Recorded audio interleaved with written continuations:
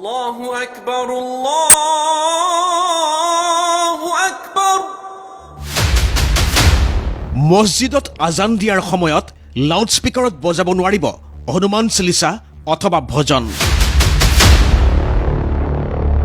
আজানৰ 15 মিনিট আগৰ পৰা আজান শেষ হোৱাৰ 15 মিনিট পৰ্যন্ত অনুমতি অবিহনে লাউডস্পিকাৰত হনুমান চালিচা অথবা ভজন বজালে সেয়া হ'ব দণ্ডনীয়। কেৱল ইমানেই নহয়, মছজিদৰ 100 মিটাৰ ব্যাসাৰ্ধৰ এলেকাত হনুমান চালিচা বা ভজন লাউডস্পিকাৰত বজোৱাটো সম্পূৰ্ণ নিষিদ্ধ। मुस्लिम समाज का जो कस्टमरी राइट है अजान पढ़ने का, उसको रिकॉग्नाइज किया गया है और इसके अंतर्गत 5 अजान के समय में 15 मिनट पहले और 15 मिनट बाद और मस्जिद के 100 मीटर के अंतर्गत कोई भी जो है भजन कीर्तन या दूसरे वाद्य बजाने का या फिर हनुमान चालीसा वगैरह का पाठ करने का अधिकार नहीं है। আৰু অহা 3 মে পৰ্যন্ত অৰ্থাৎ আগন্তুক ঈদলৈকে যিকোনো ধৰ্মীয় স্থানত লাউডস্পিকাৰ বজোৱাৰ বাবে আগতীয়াকৈ ল'ব লাগিব অনুমতি। এই নিয়ম উলংঘা কৰা সকলৰ বিৰুদ্ধে প্ৰশাসনে ল'ব কঠোৰ শাস্তিমূলক ব্যৱস্থা।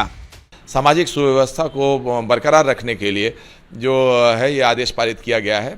ইছলাম ধৰ্মাৱলম্বীসকলে পবিত্ৰ ৰমজান মাহ পালন কৰি থকাৰ মাজতে হিন্দু সমাজৰ একাংশই পালন কৰিছে হনুমান জয়ন্তী। তাৰ পৰাই সূত্ৰপাত ঘটিছে বিবাদৰ।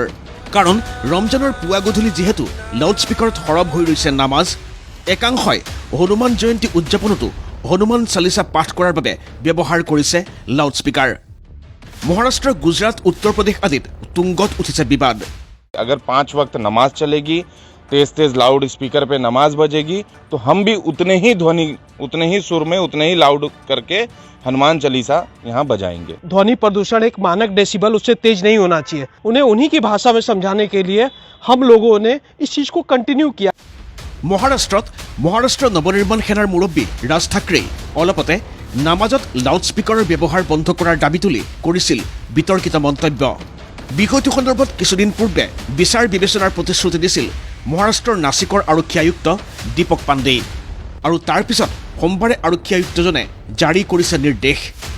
নামাজ বা আজানৰ সময়ত লাউডস্পিকাৰত বজাব নোৱাৰিব হনুমান চালিচা অথবা ভজন।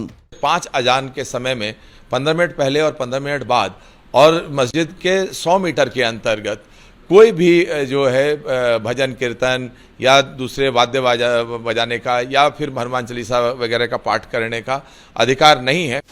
লগতে ঈদলৈকে নাছিকৰ সকলো ধৰ্মীয় স্থানত প্ৰশাসনৰ অনুমতি অবিহনে লাউডস্পিকাৰ নিষিদ্ধ কৰা হৈছে। News desk ND24।